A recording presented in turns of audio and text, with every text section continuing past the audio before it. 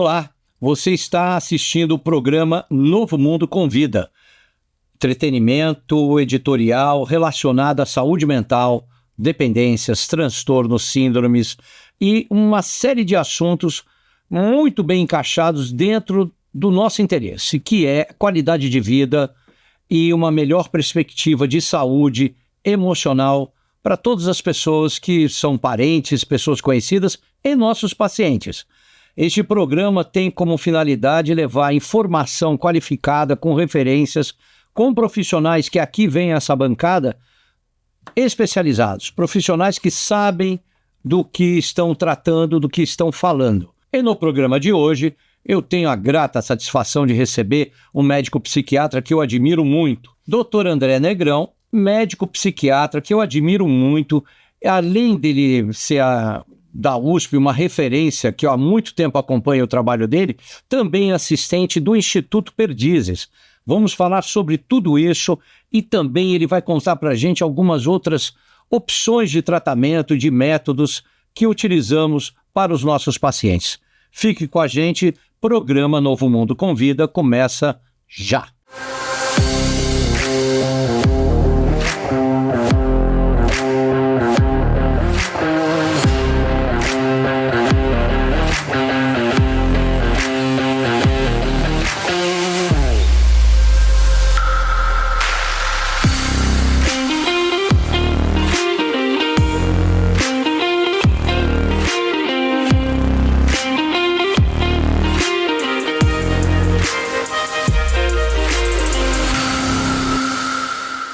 Que bom você estar assistindo o programa Novo Mundo Convida. Eu sou Irã Ravache e estou aqui ao lado. Seja bem-vindo, Dr. André Negrão. Obrigado, Irã. Uma satisfação estar com você. Eu admiro muito o trabalho deste homem. É homem porque eu conheço um pouco da cabeça que está por trás do médico. E vamos falar um pouquinho sobre isso.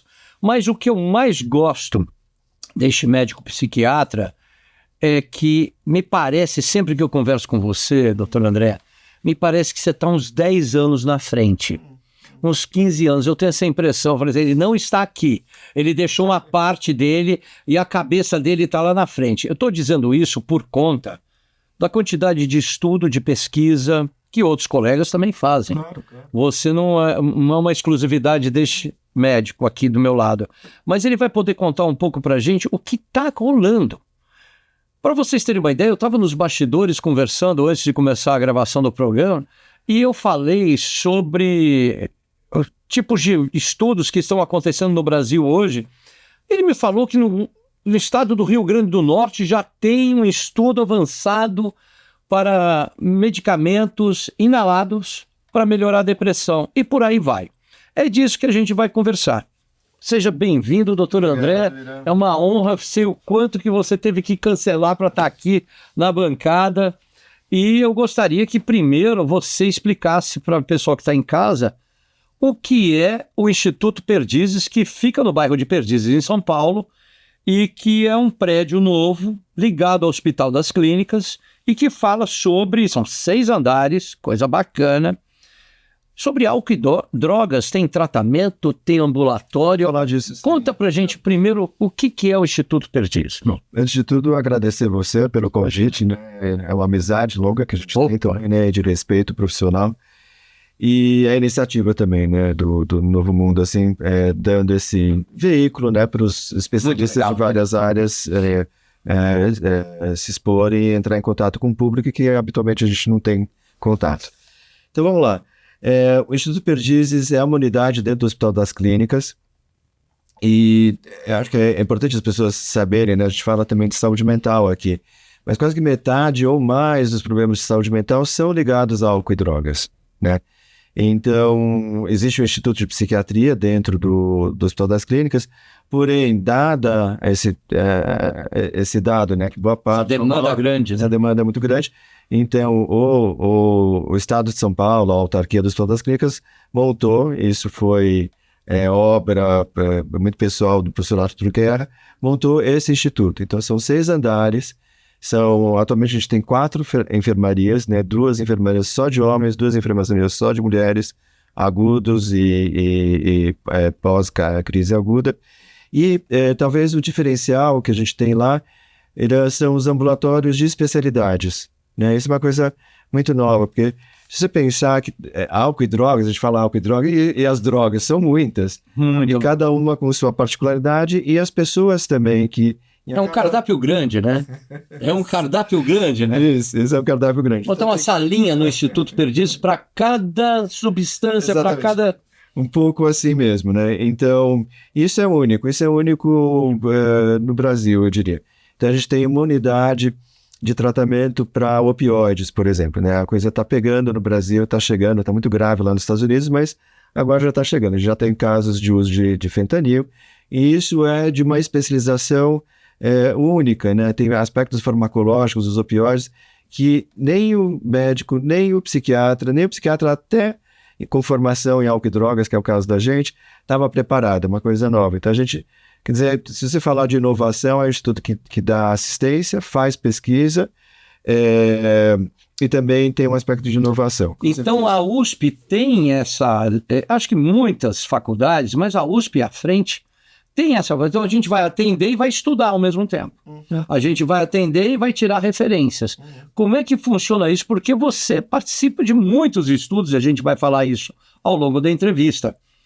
A gente tem um local que faz os atendimentos nessas especializações, esses sintomas todos, esses agudos que chegam, mas ao mesmo tempo não abriu mão de referência, de dado, de estudo. Não, pelo contrário. Como é que acontece isso no dia a dia? Esse senhor, ele está... Quando eu falei dia a dia, você viu que ele riu, porque ele está massificado com isso direto. Tá na veia já, André? Tá na veia, viu? Tá na veia, acho que vem de família, enfim. E é do gosto também. Ao mesmo tempo, essa é uma distinção que se faz. O Hospital das Clínicas é o que a gente chama de hospital universitário. Então, ao mesmo tempo que a gente oferece uma assistência de ponta para a pessoa, para o público, né, para o usuário do SUS, a gente dá formação ao mesmo tempo. Então, há residentes, há alunos, estudantes de medicina ou de psicologia.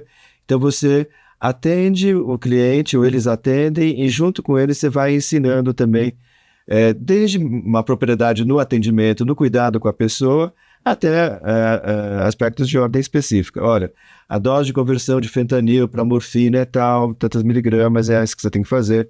Não está sabendo? Vai estudar, vai voltar para tal capítulo que eu ou outra pessoa escrevemos. Então, há um par e passo, não vai junto, né? A assistência com o ensino. E aí, você ri também. E a pretensão, e muitas vezes é mais difícil isso, está dando certo o que a gente está fazendo? A gente está... quais são as características da nossa população? Elas mudaram nos últimos 10 anos, 5 anos? Números e resultados. Números e resultados. Então, a gente fala de métricas. Então, uma coisa é quase que essa arte de cuidar das pessoas. É claro que ela está sempre ancorada em algum saber científico, mas a gente tem que gerar informação também, né? Então, esse é um exercício difícil. Então, ao mesmo tempo, a gente faz protocolos de pesquisa. Não é uma coisa simples, não é só uma ideia bacana que você teve, você tem que submeter isso a comitês, desde o comitê científico, desde o comitê de ética. É correto fazer tais perguntas para essas pessoas? A gente acha que não, você pode perguntar qualquer coisa, não. Um comitê de ética vai julgar se você pode falar da intimidade sexual da vida da pessoa e correlacionar isso ou não com uma outra droga. E qual o resultado que isso tem? Se é eficaz ou não para o tratamento, para o cuidado? Eu acho que isso, do ponto de vista ético, de oferecer coisas que são consolidadas como corretas, né? Outra é avançar o conhecimento.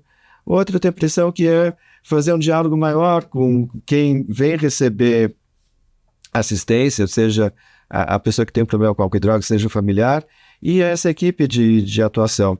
Porque eu acredito muito nisso. A gente tem, ao longo dos anos, nós dois, a gente tem, cada um individualmente, nas suas instâncias, quando a gente se aproxima, vê o quanto contribui também a colaboração. Queria que, a gente falou agora há pouco, você falou que tem 4 leitos de emergência, né?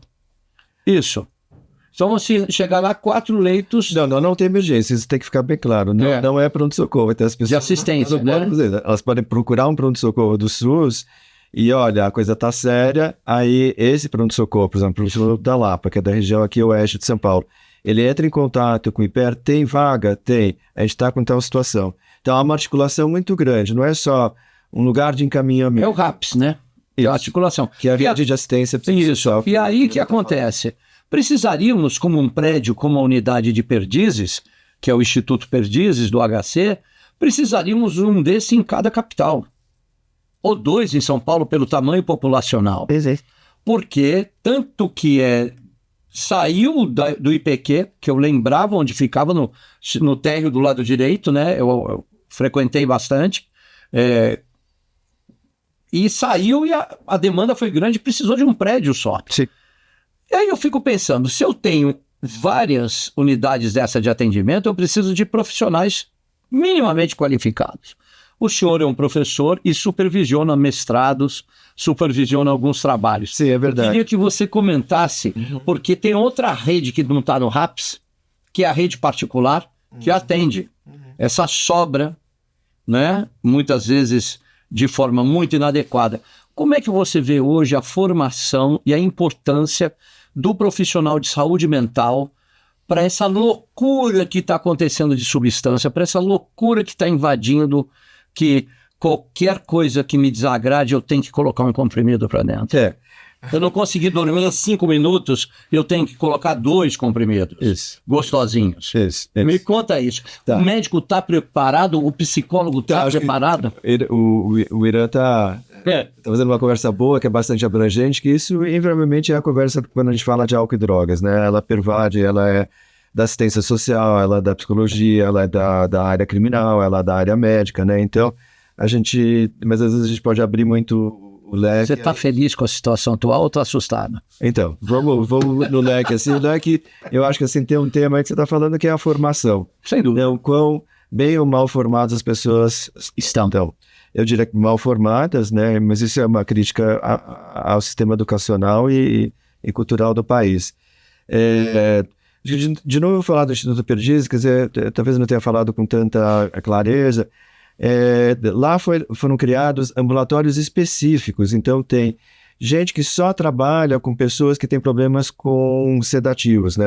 A gente apelida os gostosinhos, esses tais remedinhos que em poucos minutos fazem você dormir, né? Os remédios como o Zolpidem, como o Clonazepam, o Rivotril, né, da marca comercial.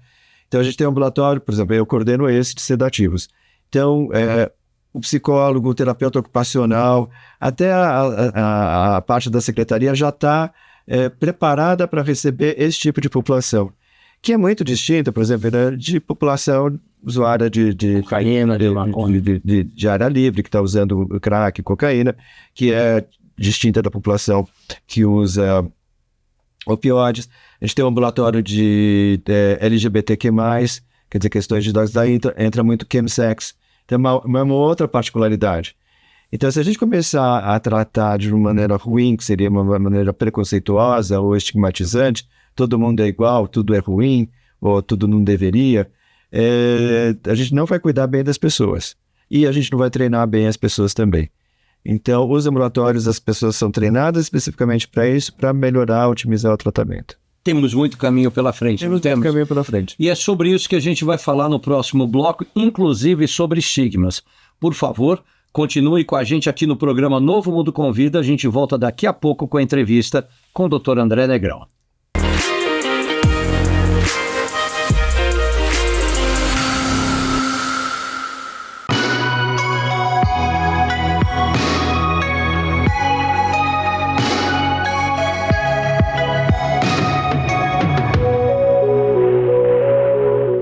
Por muito tempo, o tratamento para dependência química ficou à mercê da sociedade. E agora nós estamos numa época onde a saúde mental ela está na crista da onda. Nós que trabalhamos nessa área pedimos por muito tempo para receber questionamentos. Eu, por muito tempo, queria que do outro lado da linha tivessem famílias que de fato me perguntassem, questionasse, se interessasse pelo que eu faço, pelo que o Novo Mundo faz. Quais são os diferenciais de um tratamento? É claro, existem perguntas que são pertinentes, existem perguntas que são de desespero. Nós temos que ter um filtro.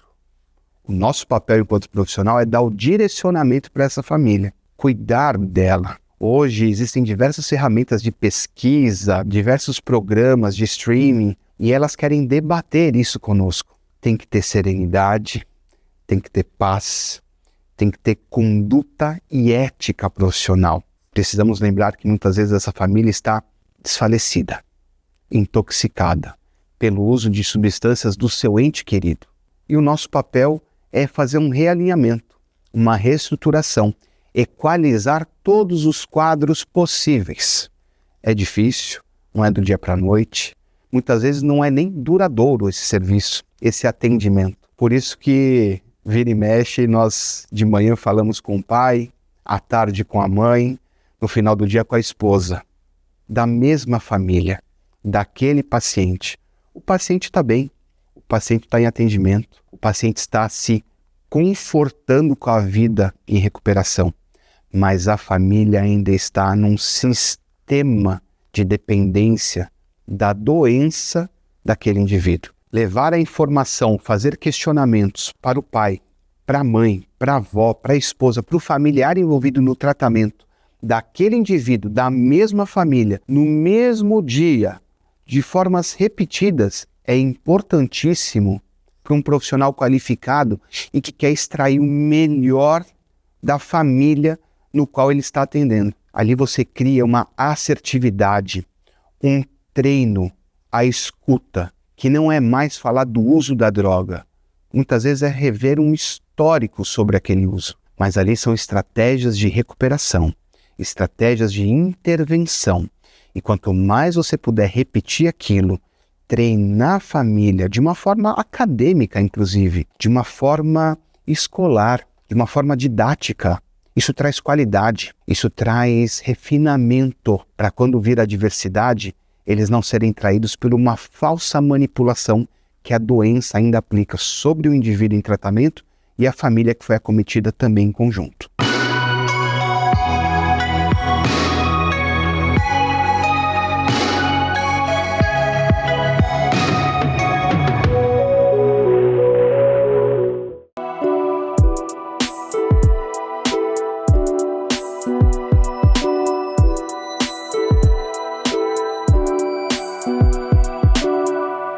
Quando você acessa o site Como Onde Trata, na busca de locais da onde poder internar, da onde poder decidir o melhor tratamento e o local mais adequado, entrando em buscar locais, do lado direito você vai encontrar filtro inteligente.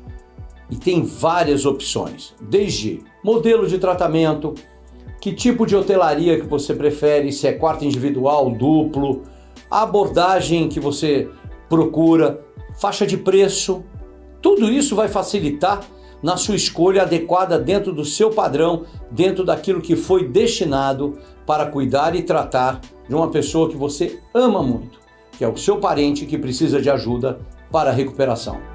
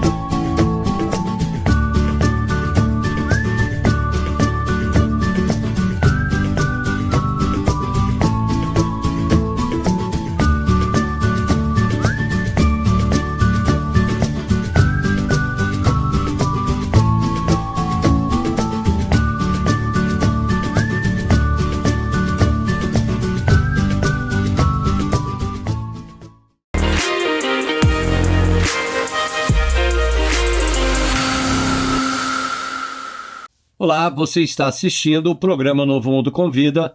Hoje, a entrevista com o médico psiquiatra André Negrão. E, doutor André, conversando também em bastidores, porque tem dois programas, né? Tem um aqui e tem outro que a gente faz que é maravilhoso, que é do café. estávamos falando justamente de preconceito e estigma. E não para, né? A gente está falando de um estigma na área acadêmica, de linhas acadêmicas, de estudo. A gente está falando de estigma social, de pensamento. O doutor André estava comentando que quando foi passar um medicamento inalado com muito estudo, com muita referência, a sociedade veio para aquela demonstração com órgãos governamentais, tudo para ter a chancela, e cortou. E tem o estigma científico também. Dentro desses estigmas, eu gostaria de perguntar, de novo, uma pergunta antiga. E do meio da conversa, nos bastidores, André falou assim, mas isso a gente já tem estudo, tem 20 anos. 20 anos. Quer dizer que tem tratamento com maconha? É isso, André? Porque é a frase que a gente escuta, né? É. Não que eu não saiba o que é, mas para quem está assistindo. André, canabidiol, e a gente usa para quê? Com quê? Estamos tomando emprestado de qual patologia para tratar num período inicial de um... Quer dizer, é tanta informação técnica que quando a gente está cuidando do coração e trocou lá a safena, não pergunta para o cardiologista por que essa medicação, por que outra. E veio de várias pontas. Por que com saúde mental, as doenças mentais, tem todo esse estigma e esse preconceito, doutor? Então eu acho que são dois temas aqui nesse... A gente vai estar vivo para ver a mudança? Essa que é a pergunta que eu quero saber. A gente vai estar vivo? Eu quero estar vivo, de bengala. Isso, então vamos lá, com cuidado, né? Quer dizer, uma coisa é olhar a história, né? Quer dizer, na história da humanidade foi usado álcool para tratamento, foi usado opioides, tabaco, né? Na medida que a gente, principalmente o universo ocidental, estabelece a ciência como uma régua que vai dizer o que funciona, o que não funciona, o que é mais próximo de uma verdade ou não, né? Isso é um processo lento, não tem jeito. Por quê? Porque você tem que fazer verificações, né? Nem sempre, para a gente falar, está começando a ficar mais caindo no linguajar, mas a gente fala, como é que um medicamento entra no mercado? Tem tal estudo pré-clínico, tem estudo de fase 1, fase 2, as pessoas estão começando a ouvir mais isso. Então, só para ter uma ordem de grandeza, no estudo de fase 1 são 10, 12 pessoas que tomam medicamento. Pode ser um medicamento ou um procedimento, uma nova prótese para joelho, vamos dizer assim, né? No de fase 2, que você já está testando se funciona para valer mesmo e se não é tóxico ou não, se ele é eficaz e seguro, já são na ordem de 40. Na fase 3 são 100. Na fase 4 são dezenas de milhares. Então, só aí as agências, por exemplo, a Anvisa, ou a gente fala muito do FDA americano, vão sancionar ou não. A mesma coisa vai acontecer com a cannabis, né? Quer dizer, sempre a gente fala estudos anedóticos, como é que a coisa começa? Em tal pessoa usou e se deu bem, né? A gente tem esse exemplo aqui no Brasil. Aliás, uma jabuticaba mesmo, né? Vários usuários diziam, é para controlar, para eu baixar minha fissura de crack e cocaína, muitas vezes eu faço uso do recurso da maconha. Bom, como é que o cientista, o médico vê isso? A gente sabe que na maconha tem um monte de componentes ali, né? A hora que carbura ali a erva, e dependendo hoje em dia a gente sabe de que planta que vem ou de que não vem, tem várias substâncias lá. Qual delas é que está eventualmente ajudando essa pessoa a ter menos fissura, tá? Então, grosso modo, você tem THC e você tem canabidiol, vamos dizer, são os grandes grupos de componentes no cannabis. O THC está mais ligado, vamos dizer, o que a gente chama da brisa, desse aspecto de alteração de estado mental, que você perde a noção do tempo, que você fica livre associativo, etc. Talvez não seja por aí que a gente queira. Talvez seja um efeito mais calmante. Quem dá isso é o canabidiol, que é uma das parcelas dos componentes que tem. Então, o que tem os estudos hoje em dia? Os estudos, vamos dizer assim, que... o estudo que é feito lá no Instituto Perdizes, mais como exemplo, mas é um exemplo que é bom que generaliza. Você dá o CBD puro, Irã, tá? Então, por exemplo, qual é a dose de CBD? Né? A gente está dando esse CBD em líquido. Quanto isso é equivalente naquele tal baseado que um dia aquele usuário de crack da área livre de São Paulo disse, puxa, aquilo me ajuda. A gente confia naquilo. Mas como cientista a gente tem que isolar as coisas. A gente não vai dar um baseado para a pessoa fumar, né? Isso seria muito atrevido e não muito científico, né? Porque a gente sabe que a qualidade de cada baseado varia. Então a gente não pode ser isso. Então o que o cientista faz? O cientista, ele pega tudo que ele pode levar num teste de prova, se funciona. Tem segurança. E isola um aspecto. Então o que a gente isolou? O canabidiol. Então tem pessoas que recebem o óleo só com canabidiol puro, 100% canabidiol, não tem nenhum traço de THC, e recebe placebo, ou seja, o que a gente chama um óleozinho inerte, que não tem nenhum componente psicoativo. E a gente faz verificações, né? E isso é duplo cego, isso é o standard da ciência. Quer dizer, o médico que está tratando esse paciente não sabe se ele está oferecendo o placebo ou não. Tem alguém que sabe, tá? O farmacêutico tem o código.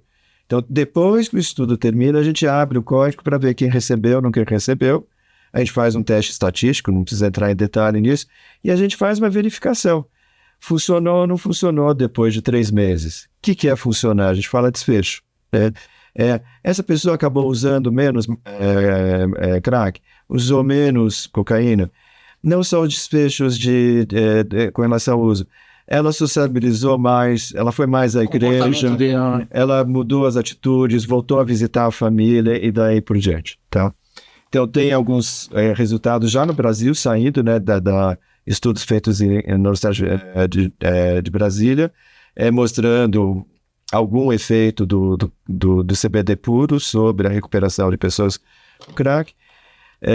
E a gente tem que fazer isso várias vezes, porque a população que frequenta Brasília é diferente da população que frequenta São Paulo. Então, isso que a gente fala. Até isso, você juntar um corpo de evidências, que a gente fala de informações, e você faz como se fosse um dossiê, como se fosse um acumulado das evidências que você juntou. Por exemplo, aí você pode pleitear junto à Anvisa se a Anvisa acha que isso tem um status de medicamento. Porque depende, a gente pode chegar, nós achamos que melhorou, mas a Anvisa diz, olha, tratar lá no Novo Mundo, tratar lá no HC, é melhor do que você gastar um belo dinheiro com o CBD. Vocês perceberam que a gente está conversando com um especialista, Dr. André Negrão, médico psiquiatra, e ele trouxe aqui uma pinça sobre o estudo do canabidiol e os recursos e a gama de arestas que tem a respeito desse estudo. A mesma coisa, doutor, pergunto sobre estados alterados na mente para se conseguir um objetivo clínico. E aí nós temos várias substâncias. Se a gente estava falando de estigma, se preparem, que agora vem... Agora vai pegar. Agora a coisa vai avançar. Como que é esse estudo de alguns medicamentos que têm distorções, é o nome, não, alterações da mente, para deixar sua mente regulada, né? Se eu tenho o dial com a frequência, modular a frequência, é disso que a gente está falando? De dar uma modulada na frequência de pensamento da pessoa ou um melhor conforto para um tratamento? Quais são as variações de utilizações, né? Então, onde a gente está? Primeiro explica para nós o que são... Eu acho que isso é importante, né? Para depois falar a empregabilidade dele. A gente está falando de um tema que tem um nome, né? Essas substâncias, né, são chamadas ditas psicodélicas, né? Elas têm um aspecto, assim, são substâncias químicas, né? Elas alteram o funcionamento, elas são psicofármacos, né? Elas alteram o funcionamento do sistema nervoso. do sistema nervoso, enfim.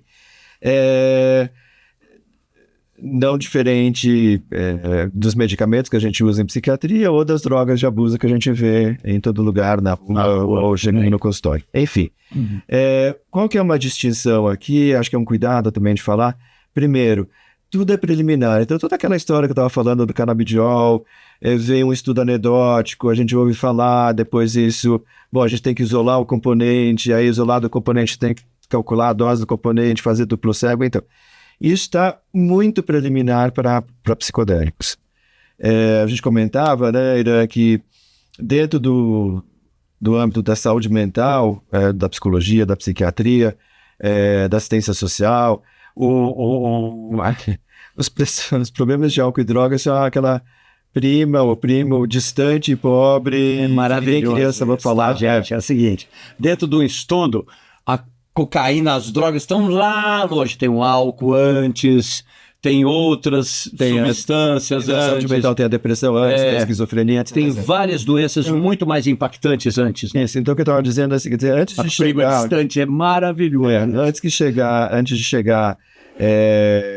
chegar na fase de estudos, né? Primeiro vai se testar, por exemplo, alguns psicodélicos conhecidos, né?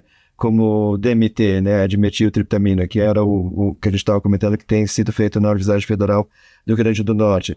Vai se testar a psilocibina, que é um dos componentes existentes no tal dito cogumelo mágico. Enfim, antes de chegar para tratamento de dependência química, ainda vai passar para o tratamento de depressão. Lá na Universidade Federal do Rio Grande do Norte, no Imperial College, na Yale, eles estão fazendo estudos com psilocibina. É inalado? É inalado. Então, vamos voltar a isso. Então, vamos explicar um pouco. Olha onde é que vai a coisa. Eu acho que é importante isso, porque...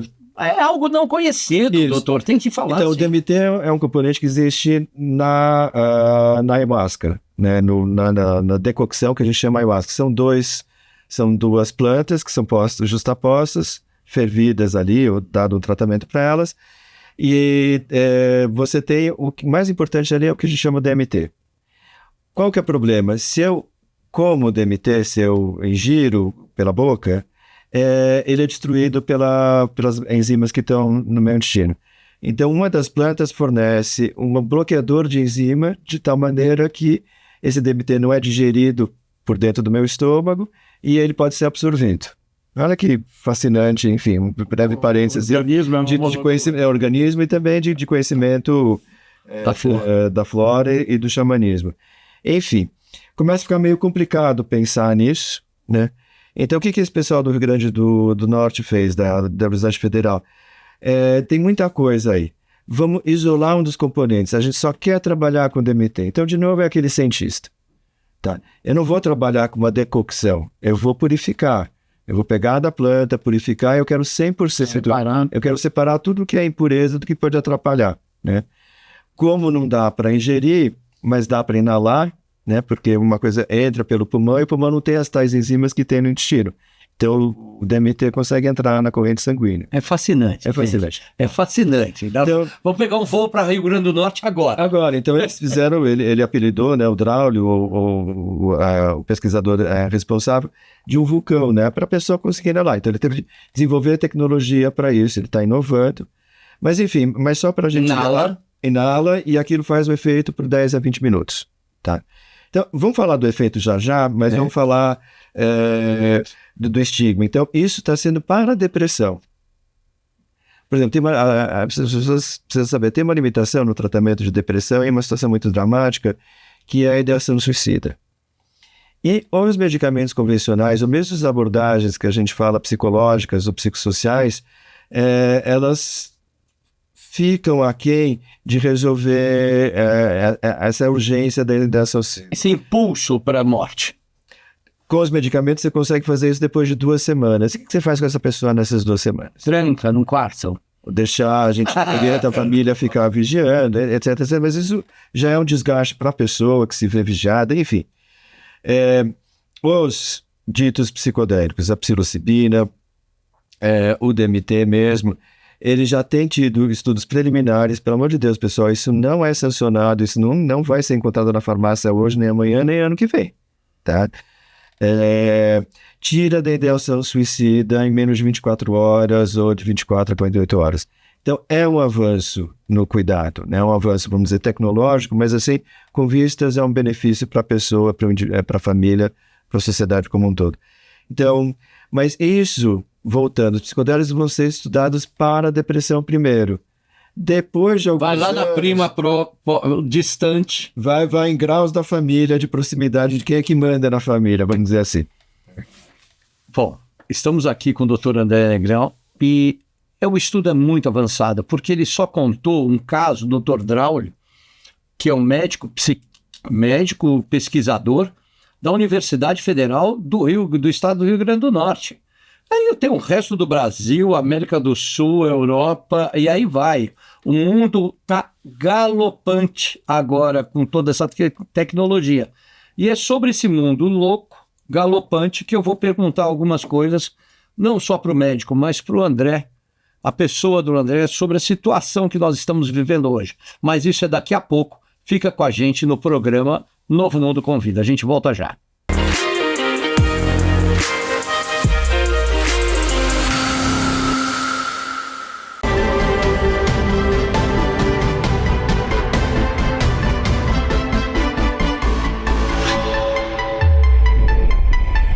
Outro tema que sempre me abordam é em relação ao tempo de tratamento. Qual que é o tempo de tratamento para dependência química? Tanto isso a gente está falando aqui em comunidade terapêutica ou como em clínica médica especializada, em hospital. Temos que partir da Lei 10.216, que é a lei antimanicomial. Essa lei, o que ela vedou? Ela vedou a institucionalização do portador de saúde mental nessas instituições. Seja manicômio, seja hospital especializado, seja clínica médica especializada, eu não posso institucionalizar.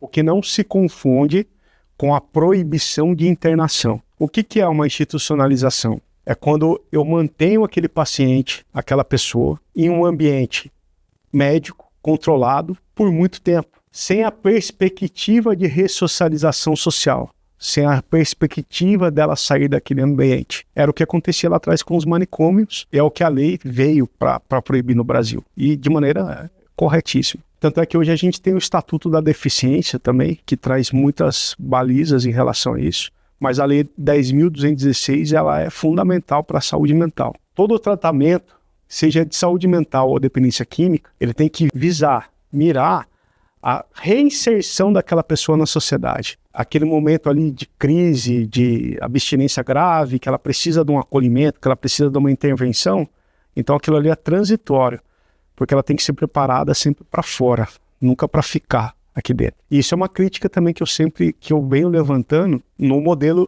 de tratamento que a gente está tendo no Brasil também em relação à dependência química principalmente. Por que tantas internações? Porque aquela pessoa passa por 30, 40, 50 e não se mantém dentro de um tratamento. Por que eu abordei os tipos de internação? Porque quando eu trato de uma internação involuntária, aqui tratando específico da dependência química, a legislação ela já prevê um prazo, que é no máximo 90 dias. Lembrando que internação é ato médico. A internação voluntária, em regra, ela não tem prazo, porque quem decide em conjunto é o paciente junto com o médico de sua confiança. É o livre consentimento esclarecido. Aquele paciente ele tem que ter o máximo de informação para que ele tome a decisão em relação ao tratamento dele. O que acontece quando falamos de internação involuntária, como trazemos esse tema, é que inicialmente a fase do tratamento é involuntário. Estabilizado aquele paciente na instituição, na macro maioria das vezes, ele se torna voluntário. E aí, por isso, às vezes, eu tenho um prazo mais estendido do que os 90 dias. Não que ele está lá involuntariamente. Ele vai estar ali, teve um período involuntário, agora ele está voluntariamente. Isso é perfeitamente possível dentro do tratamento de dependência química. O que eu não posso esquecer são das formalidades em relação à internação involuntária.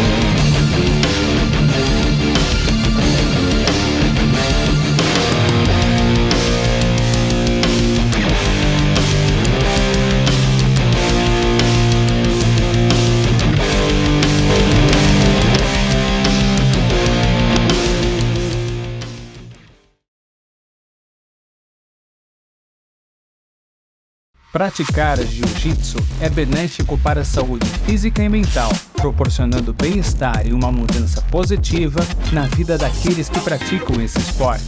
Localizado em Alphaville com fácil acesso, contamos com diversas turmas para você cuidar da sua saúde. Junte-se a nós e venha fazer uma aula experimental totalmente gratuita. Alpha Team Demir Maia Jiu-Jitsu Alphaville, a sua qualidade de vida começa aqui!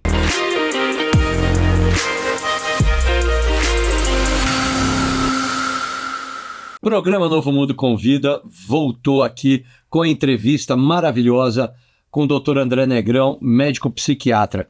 E estávamos justamente falando que a gente precisava de mais umas 3 décadas, é isso? Porque tem um feedback. Para quem não sabe, feedback nada mais é do que um retorno.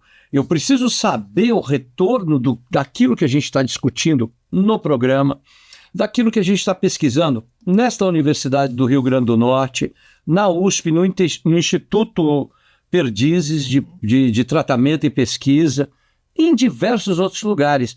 Não avança. Eu sou membro da BEAD também, e o doutor Alessandro e os colegas colocam, né? André Almeida está aí nos assistindo, colocam várias matérias. Eu não consigo ler. Eu não consigo ter tempo para ler. E é justamente nesse feedback, eu quero aproveitar agora o último bloco, que é esse daqui, para perguntar um feedback e um retorno sobre o que está na cabeça do médico e também do pai, e do cidadão, e daquele cara que acompanha o que está acontecendo. Então, a pergunta que eu quero te fazer é a seguinte: já comprou sua balança? Já vamos para provocar. Isso. Porque assim, a gente está nessa semana resolvendo 40G. Né? Então, assim, para a população que vai tomar aquele psicodélico que ajuda a depressão, é 40G, depois, na 41ª grama, ele virou uma outra pessoa? O que você está vendo, sentindo e qual é o seu prognóstico, bem de doutor, né? A respeito da política pública hoje e dessa bagunça institucional que rola com a pessoa que está usando baseado, com o outro que está sendo criminalizado por estar com 2 pinos, médico usando remédio demais, ficando doido.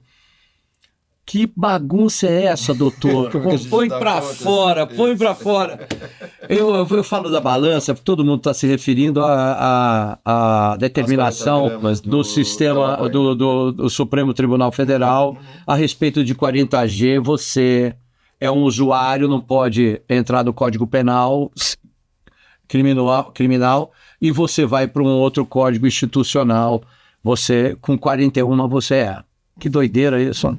1 grama já muda o aspecto? Se você pensar no álcool também, aqui no Brasil a tolerância é 0 para concentração sanguínea e dirigir. Mas em alguns países não é 0, é 0,1, 0,3%. Então, e aí?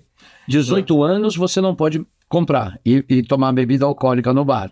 Mas com 17 anos, 11 meses não pode, mas com 18 pode. Qual foi o seletor que virou no ser humano? Exato. Então vamos lá. Me assusta isso. Eu tenho a impressão que a gente precisa ver particularidades, né? A gente, ainda mais quando a gente fala, talvez qual que é a angústia e tá tudo muito rápido, né? É muita informação. Como é que a gente integra, como é que a gente dá conta de tudo isso? Tem a noção da finitude, né? Que a gente não vai durar tanto. E tem, acho que, uma angústia particular sua, minha, das pessoas que se dedicam a cuidar de pessoas com transtornos mentais, principalmente de álcool e drogas, puxa, mas eu ouvi dizer que tem tal e tal recurso e eu não vou poder usar, porque eu vou ter que esperar isso ser sancionado, né? Então, para certas coisas a gente começa a usar, por exemplo, a gente começa a usar o TikTok, até para a gente descobrir que, nossa, quanta perda de tempo que foram nos últimos meses meus acessos ao TikTok, e você faz um freio aí. Por que eu estou lendo isso, né? Isso, exatamente, mas são coisas que chegam. Então, é muito angustiante para a gente que está na área de saúde mental. Há tecnologias, né, por exemplo, o uso de psicodélicos que estão em curso, e a gente não... a gente vai ter que esperar mesmo, Irã. Vai ter que se Obrigado, doutor. Tá. Eu vou me conter. Agora eu vou me comportar. Tem outros aspectos, a gente estava conversando, né? Os residenciais terapêuticos. Isso é uma tecnologia, se não me engano, da década de 70 já, em Estados Unidos e Inglaterra. E que agora, não só no Sistema Único de Saúde, mas também as clínicas particulares, a gente estava cursando no Novo Mundo também, só agora esse recurso, vamos dizer, essa tecnologia está sendo ofertada para as famílias. Você tem toda a razão, eu vou datar. Então a gente tem um gap no Brasil. Às vezes a gente está muito adiante e às vezes a gente não está fazendo... Tem toda a razão, doutor. Às vezes você me conhece, né? Às vezes você, na abertura do programa, eu vejo, eu estou adiante, mas eu também tenho que me reservar a postura ética e talvez eu aguentar a angústia, né? Assim, de alguma maneira.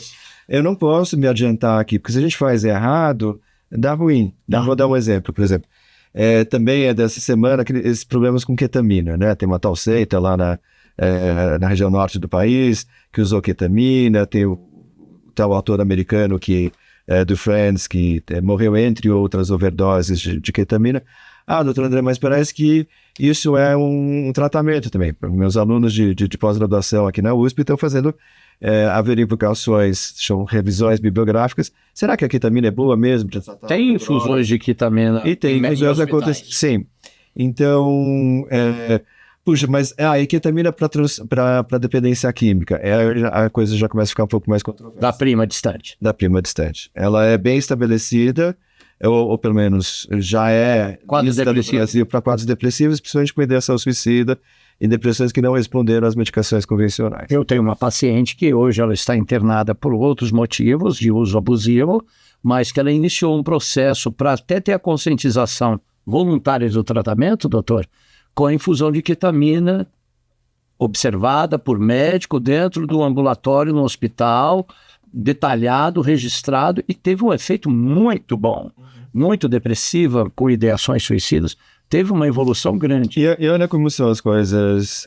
Então, essa é uma tecnologia que existe uma formulação da ketamina, que é uma formulação nasal, né? Então, uma indústria farmacêutica, ela patenteou o mecanismo de colocar a substância química, a ketamina, no organismo, então é via nasal. E ela cobra muito caro por isso. Então, vai custar 8 mil, 10 mil reais por mês, né? E tem a ketamina que a gente fala injetável. Só para você ter uma noção, uma ampola de ketamina que é usada em hospitais, regulamentos, a ketamina é um anestésico lícito, aprovado pela Anvisa para anestesia, custa 30 reais. E basta uma ampola para fazer algo que a gente chama da infusão, que é onde a gente verifica melhor.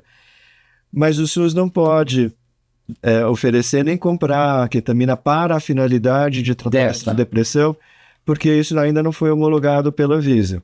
Por quê? Porque isso tem que ter estudos. Porque uma coisa é você, como uma pessoa particular, usar do medicamento que a gente fala off-label. Tem conhecimento. Há um conhecimento. Porém, e a gente falando, né, você mencionou políticas públicas, mas espera aí, em política pública, o dinheiro é de todo mundo e ele não é infinito. Então, com esse dinheiro, o que a gente vai fazer? Então, não tem jeito. Pode ter melhorado na clínica particular, lá nos Estados Unidos tem gente que está tomando e melhorando, porém, para se tornar algo do Sistema Único de Saúde, vai ter que fazer estudos aqui no Brasil, e aí fica caro, fica difícil, há estigmas. A gente tentou por 4 vezes aprovar estudos com o uso de ketamina no ambiente do Hospital das Clínicas, e só nesse ano a gente conseguiu agora emplacar um estudo lá no Instituto do Câncer, o ICESP. Então, mesmo na universidade que é aberta, onde você espera que haja uma promoção do avanço do conhecimento, às vezes você tem entraves. Estou falando de novo no estigma. Olha, é impressionante como a gente quer escapar de um jeito e não consegue, escapa de outro, e não tem condições da gente ter um resultado final, ou para o campo da política pública, ou de um consenso no estudo, né, doutora? Não tem a menor condição. Houve grandes avanços dentro das políticas de prevenção, dentro das políticas... Agora estou perguntando para o médico da USP e cidadão. O que falta de velocidade? Onde é que a velocidade não está acontecendo? Ou o que falta ainda? Porque São Paulo tem dinheiro. Alguns estados têm dinheiro. Alguns municípios podem se organizar. Eu não sou uma pessoa de políticas públicas. Mas não, eu quero seu coração. E eu tô... acho que eu vou falar como cidadão e também como alguém que está, quando a gente fala, na ponta, né? Cara que pega o carro e vê do lado. Ou que vai trabalhar, que vai receber. Por exemplo, lá no Instituto Perdizes a gente tem uma linha de encaminhamento que vem do Hub agora, que é o novo nome do Cratod, que é um centro de referência na cidade de São Paulo para encaminhamento de tratamento de pessoas com dependência principalmente de álcool e cocaína e drogas. Esses pacientes ficam 2 dias lá no Hub e são internados no nosso instituto. Então, infelizmente, a gente volta de novo a ver uma coisa que já é descrita também desde a década de 70 ou mais, a porta giratória. Esses pacientes vêm, batem, a gente trata, a gente dá medicamento e volta. Então, hoje eu vejo que há algumas melhoras. Há uma melhora no nosso próprio instituto. Boa parte dessas pessoas tem um transtorno mental que vai além da dependência química. Eles têm que ter sendo cuidados como doentes, pessoas que têm necessidades. Com essas necessidades. Então a gente fala das comorbidades. Então a gente está tendo uma unidade lá na internação que está se especializando nas comorbidades. Então, são médicos que, além de saber psiquiatria como um todo, sabem do problema de álcool e drogas e sabem fazer essa distinção. Olha, essas vozes que você está ouvindo já não são mais oriundas do uso de várias vezes que ele fez crack. Ele tem um diagnóstico de esquizofrenia e para tal ele vai ter que ser tratado de outra maneira. Então, há um aprimoramento. Isso já melhorou. Isso já melhorou, tá? Ufa. Ponto 1 de melhora. Agora vamos à notícia ruim. Não. Mas tem. O que tem que melhorar, doutor? O que tem que melhorar? Então, uma coisa que já acontece é a articulação entre as várias pontos de assistência da RAPS. O RAPS tem que aumentar. O RAPS tem que aumentar a qualidade da informação mais rápida, compartilhada. Não sei se isso que o senhor está falando tem a ver com o setor de segurança, que a Polícia Civil tem que falar com a Federal, que tem que falar... O senhor está sugerindo isso, né? A cabine do comando falar com a torre, que fala com... Mas sem eu generalizar muito, mas falando do meu território, que é médicos, por exemplo. O médico do pronto-socorro da Lapa se comunicar com o médico assistente lá do IPER. Olha, o paciente tem tal idade, está acompanhado com o familiar, não está familiar, acabou de se divorciar outra vez, mas também tem um problema grave. Então, essa comunicação. Será que eu devo internar? Mando para ir? Parece sim. E ele tem uma suspeita de uma comorbidade. Putz, parece que ele tem transtorno bipolar na família. Falou, opa, manda para cá, porque a gente sabe que esses são os menos, mais mal manda para lá, ou manda para esse lado. Isso. Olha, falamos também aqui que a gente precisaria ficar até às 18 horas hoje, mais tarde, 20 horas, falando de inúmeras situações. Precisávamos de mais programas, como é ofertado aqui no programa Novo Mundo com a Vida. Estamos chegando ao final do bloco. Quero agradecer muitíssimo a participação. Eu sou seu fã, muito, e pretendo ainda continuar caminhando com toda essa troca de experiência. Doutor, muito obrigado por ter vindo. Obrigado. E como a gente... Parabéns pela iniciativa, é fascinante. Eu que tenho acompanhado você. Que bom. A gente conversava, né, quase que informalmente, agora... mas a gente ainda tem muita coisa. A gente vai ter muita coisa para fazer ainda, porque precisamos da sua expertise. E falando para o público, para abrir a mente. Tá bom. Estamos no século. Mas eu vou pedir para você... falar agora para o público uma mensagem final, o que você pensa. Gente, tome cuidado, fique atentos, por favor, seu momento. Tá. Então, acho que a gente passou por vários temas aí, né? Acho que um tema que é duro é o estigma, e para estigma é a educação, né? Então, acho que um exemplo que eu dou, assim, por exemplo, no ambulatório de sedativos, a gente tem visto desde o ano passado pessoas usando muito Zolpidem, né? Zolpidem é um remédio tem o nome de Stilnox, PAT, que leva ao sono, especificamente hipnótico, enfim. O que aconteceu, Irã? Para a classe médica e, de alguma maneira, para as pessoas que confiam nos médicos, foi dito, olha, esse remedinho, que é muito bom, rápido, não dá dependência química.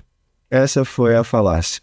Que a classe médica entrou, em algum grau também, quem deu essa informação científica também, e isso não se provou com o passar do tempo uma verdade. Cria dependência, sim, é muito grave, é assustador ver uma pessoa que toma, sei lá, uma unidade de um remédio, vamos pensar uma Nofalgina que seja, e às vezes em 2, 3, 4 meses já está tomando 30 unidades daquilo. A gente chama isso de tolerância química, enfim. Então a gente vê erros aí, né? Quer dizer, a classe médica, junto com parte da ciência, e a pessoa acreditando que aquilo tem uma sanção, é seguro, e a gente vai ter que dar uma palmatória, não é seguro. Então a gente tem que agora fazer uma meia-culpa, criar ambulatórios especializados, como é o caso desse ambulatório lá no Instituto Perdizes, que eu coordeno, e cuidar dessas pessoas. E você falou, por exemplo, há muitos profissionais da área de saúde, médicos, enfermagem, uma outra classe que a gente estava vendo, tem gente que dá plantão, caminhoneiros, etc., que são obrigados a dormir, porque tem um regime de trabalho muito estressante, e fazem recurso da substância. Faz o recurso dessa substância em situações estressantes várias vezes ao longo da semana, diariamente, fica dependente. Então a gente tem, enfim, tem histórias muito ruins, mas também tem histórias que redimem a gente. E o senhor está compromissado de voltar ao programa. Já teremos a 3ª temporada do programa Novo Mundo para contar de casos clínicos e histórias e algumas... Uma boa ideia. Já mudamos o editorial e vamos para esses casos. Muito obrigado pela sua presença, eu que agradeço muito. Você está assistindo o programa Novo Mundo Convida, obrigado pela audiência. Até a próxima semana. Fiquem com Deus.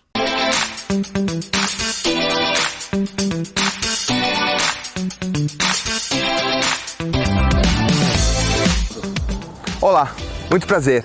Eu me chamo Francisco Zanetti, sou gestor comercial do Novo Mundo Centro Terapêutico e gostaria de apresentar a vocês a nossa equipe multidisciplinar e a nossa infraestrutura.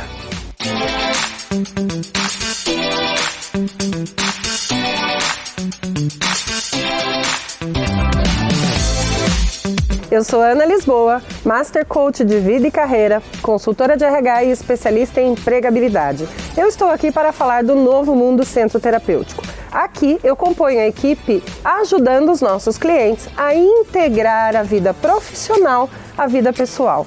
Olá, eu sou a Arnandra Bill, enfermeira pós-graduada em saúde mental e trabalho no Novo Mundo Centro Terapêutico. O paciente que procura o Novo Mundo Centro Terapêutico, ele sim vai fazer a desintoxicação e sua reabilitação, mas também a reinserção social. Seu home office, atividades externas acompanhados por profissional qualificado e especializado. Olá, sou Daiana Camargo, professora do estúdio Priscila Gonçalves, parceria com o Novo Mundo Centro Terapêutico. Sou Fabiana Roldan, trabalho no Novo Mundo Centro Terapêutico, desenvolvo o papel de concierge, atendendo todas as demandas dos nossos pacientes e familiares. Meu nome é Claudio Pelisson, sou diretor-geral aqui do Novo Mundo Centro Terapêutico e nós desenvolvemos e aplicamos uma metodologia inovadora e exclusiva. Nós temos como base os princípios da individualidade e da interação social. Nós não acreditamos que o isolamento social seja produtivo para o tratamento. Meu nome é Frederico de Martins Silva, sou psiquiatra, integrante da equipe multidisciplinar do Novo Mundo Centro Terapêutico. Meu trabalho é acolher os pacientes prejudicados pelo uso abusivo de substâncias e apresentar meios e formas para o desenvolvimento pessoal e sua reabilitação. Eu sou a Graciela Fraga, nutricionista, pós-graduada em Nutrição Clínica Funcional e componho o quadro multidisciplinar da Novo Mundo Centro Terapêutico. Agora você já conhece o Novo Mundo Centro Terapêutico. Um novo conceito em tratamento, uma nova maneira de viver, mais tecnológico, com uma visão diferente do mundo.